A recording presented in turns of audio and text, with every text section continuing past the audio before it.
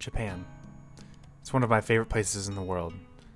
The food, the people, the culture.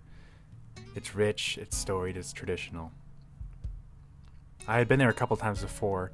The first time I visited was 2006. But this time was different. I was taking my grandfather's ashes. He had passed away a few weeks before, and with the help of my awesome girlfriend Miko, we had a chance to take a trip out there.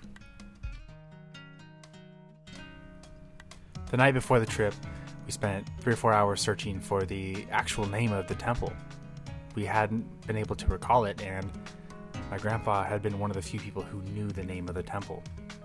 So, after kind of Scooby-Dooing some clues, we found our way up there.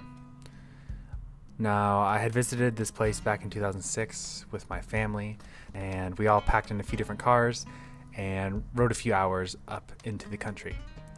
This time we relied on 2 trains and a bus on one way and 3 trains on the way back. As we got out further into the country, things slowed down. People smiled easier. Not that that's a problem in Japan, but everyone was much more casual, much more laid back. And the closer we got to the temple, the little more tense I got. I actually went the opposite way. The last time we were here in 2006, I had 15 of my family and my grandparents to help translate everywhere we went. We didn't have that this time, so it was a little more stressful trying to find our way. As soon as I rounded the corner though and saw those giant rice fields, it felt like home. See, the last name Inahara means rice field, and that's where we came from. A small town in the middle of Japan that grew rice. It felt good to be back. As we walked down the long row of tombstones, we saw lots of them with the kamon, the Inahara kamon, which is the symbol.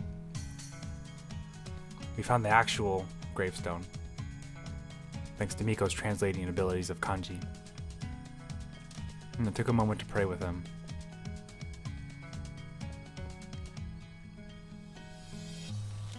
I'm in the forest right now.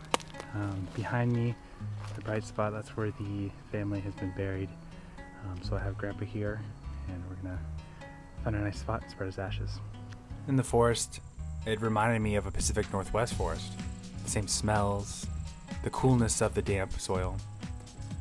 And when I left the forest, all I could do was smile, because I knew that Grandpa was happy to be home. He was back with his family, with his people, or at least part of him was. I was so thankful to be able to take him back and not only take me on a journey, but lead him along with me. Arigatou gozaimashita.